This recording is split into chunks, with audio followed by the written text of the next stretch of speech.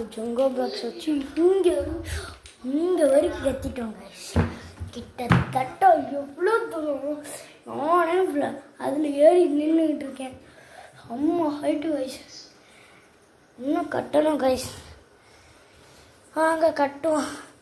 ஒரு நிமிஷம். போங்க சரியான ஹைட்டு. இது மேலே கட்டணுன்னா விழுந்துடும் கைஸ். அதனால தான் கைஸ் நானே கட்டாமல் இருக்கேன்.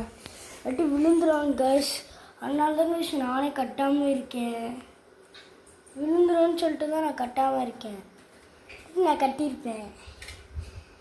செம்ம ஹைட்டு கைஸ். சரியான ஹைட்டு.